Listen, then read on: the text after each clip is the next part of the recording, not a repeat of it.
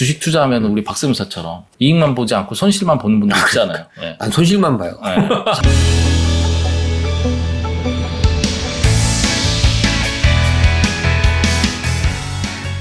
문제를 남겨주시면 답은 저희가 찾겠습니다. 저희 요즘 상담 오시는 분들 중에 뭐 부동산보다는 주식 투자 관련해가지고 네. 법인을 활용하겠다는 분들이 상당히 많이 오는데 맞습니다. 볼 때마다 부럽기도 하고 아쉽기도 하고 또 박세무사는 또 한탄도 하고 지금까지 나는 뭐 했나? 지금 갖고 있는 주식이 또 손실을 많이 회복하기도 했지만은 네. 이익도 반복되는데 이런 분들 뭐 저희 말고도 많이 있으실 거라고 생각을 해요. 주식 투자에서 다 돈 번 분들이 오니까 저희가 이제 이런 상실감을 좀 맞습니다. 느끼지만 실제로는 손해본 분도 있고 앞으로 이제 기대하는 분들도 있는데 과연 법인으로 하는 게 활용도가 있을까 하는 거고요. 일단 뭐 가족법인의 주주 구성을 자녀를 통해 가지고 뭐 승계를 목적으로 하고 이런 내용이 이제 큰 틀이지만 이건 네. 이제 오늘은 조금 배제해 놓고 많이들 아시니까 순수하게 법인으로 하는 것과 개인으로 금융투자를 하는 것 어떤 차이가 있는지 한번 좀 알아보도록 하겠습니다. 저희가 이제 큰 틀에서 주식을 이제 국내 주식과 해외 주식을 나눠서 한번 구분해서 이야기를 나눠볼게요. 자, 국내 주식을 하는 분 기준에서 주식 투자하면은 이유가 뭐냐라고 하면 당연히 매매 차익이겠죠. 삼성전자를 5만 원에 샀는데 지금 10만 원이다. 그러면 2배가 됐다. 팔아서 양도 차익이 생기겠죠. 자, 이거를 개인으로 과세할 때와 법인으로 과세할 때 어떻게 다를까요? 일단은 국내 주식은 과세가 안 되는 게 많고요. 주식 투자자는.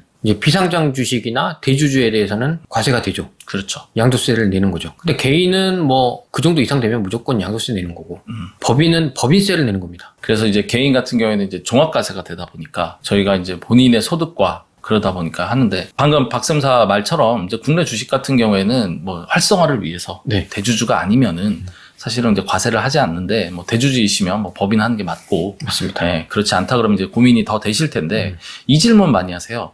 우리가 주식 투자하다 보면 소액의 차익이 생겼을 때 기본적으로 이 정도는 공제해준다. 양도 차익에 대해서 그게 있는데 요거에 대해서 한번 좀 설명을 해주시죠. 그냥 250만 원 공제해 주는 거죠. 굉장히 작은 금액입니다. 예를 들어서 내가 1,000만 원을 투자를 해서 열심히 해서 20%의 수익을 봤다. 네. 그래서 주식을 팔았더니 200만 원의 수익이 생긴 거죠. 그러면은 이거 세금 내야 되는데 기본 공제가 250이니까 이걸 네. 빼주면 세금은 없다. 이렇게 되는데 그렇다면 법인은 기본 공제 얼마가 더 클 것 같은데. 법인 없습니다. 그냥 공제 없고 기본 공제라는 거는 개인의 양도세에서만 해당되는 거고요. 이제 법인으로 투자를 한다는 거는 그냥 법인세예요. 무조건. 그렇죠. 그래서 공제나 이런 건 없습니다. 그리고 여기서 이제 기본 공제와 관련해서 또 이런 질문도 하시는 분 있어요. 나는 국내 주식도 투자를 하고 있고 해외 주식도 하고 있는데 네. 그럼 각각 기본 공제가 250인가요? 예전엔 그랬어요. 지금은 아닙니다. 그냥 합쳐서 250만 원. 기본 공제에 대해서 그래도 관심이 많다 네. 보니까 왜냐면 이제 큰 금액 아니고 재미든 아니면 그렇죠. 약간 이제 시드머니를 가지고 하시는 분들 같은 경우에는 기본 공제도 중요하거든요. 그래서 제가 한번 좀 알아봤고요. 그다음에 두 번째, 아까는 이제 양도 차익에 대해서 얘기를 했다면 이번에는 양도를 목적으로 하기보다는 네. 난 기본적으로 중장기적으로 이자나 배당을 받을 때 이 소득으로 간다. 요즘 뭐 고배당주도 많고 하니까 자 이런 경우에 개인과 법인 어떻게 다를까요? 일단 개인은 금융소득이잖아요. 이제 양도소득이 아니고. 그러면 이게 2천만 원 이하까지는 분리과세 됩니다. 근데 2천이 넘어가면 종합과세 되는 거거든요. 근데 이게 실제로 고객들을 만나보면 국내 주식 하시는 분들이 고민돼서 오는 분들은 배당밖에 없어요. 이자 배당. 근데 이제 주식 매매 차익은 대주주밖에 없는 거고. 근데 실질적으로 2천 이상의 금융소득이 발생했다. 이분들은 소득도 높아요. 그럼 종합과세 되면 여기서 번 돈 절반이 날아가는구나. 그래서 법인을 많이 생각하시는 겁니다. 그렇죠. 거기에다 이제 건강보험료도 증가를 하고 그러다 보니까 건강보험에도 영향을 미치죠. 그렇죠. 그런 부분 때문에 일단은 차이가 있는 거고요. 네. 그 다음에 앞서서 양도에 대해서 차익 얘기만 했는데 네. 아니 주식 투자하면 우리 박세무사처럼 이익만 보지 않고 손실만 보는 분들 있잖아요. 네. 난 손실만 봐요. 네. 자, 그러면 이제 억울하잖아요. 네. 손실과 이익이 반복될 텐데 네. 도대체 세금, 예를 들어 특정 전자회사를 투자를 해가지고 1,000만 원을 벌었고 네. 그 다음에 특정 자동차 업체를 갖다 투자했더니 500만 원 손실을 봤다. 네. 자, 그럼 이건 어떻게 처리를 하느냐 이런 질문을 하실 수 있는데 여기가 개인과 법인이 차이가 좀 있는데 개인은 양도소득세라는 거는 1월 1일부터 12월 말입니다. 그렇죠. 기준점이. 무조건 이 기간의 손실과 수익은 통산해요. 그래서 계산을 끝내는 건데 해가 넘어갔다. 그럼 이건 통산이 안 됩니다. 이게 이제 좀 약점이에요. 근데 법인은 뭐가 있냐면 법인도 마찬가지로 회계 연도는 정해놓고 가거든요. 근데 법인이 이제 결손금이라는 게 있어요. 2월 결손금을 빼서 나중에 이익 날 때 차감을 해줄 수가 있습니다.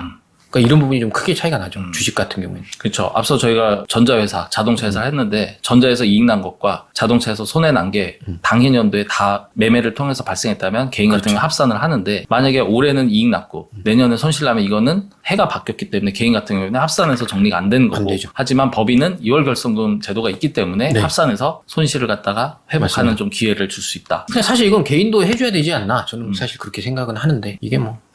뭐 손해를 보는 입장에서는 그렇게 얘기하실 수 있을 것 같습니다. 쌓여서 나중에 이익 날 때 한 번에 털어줘야죠.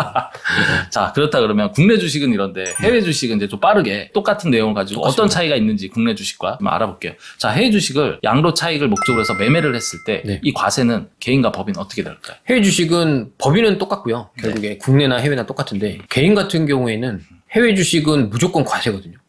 양도에 대해서. 그렇죠. 근데 국내 주식은 양도가 아닌 경우가 더 많아요. 비상장 주식 아니고 대주주 아니면 세금 안 내잖아요. 그렇죠. 그래서 국내 주식 소액을 하는 분들은 법인 만들고 이런 분이 거의 없는데 그렇죠. 해외 주식은 뭐 금액이 얼마든 간에 양도세가 발생을 합니다. 그렇죠. 그게 굉장히 큰 차이죠.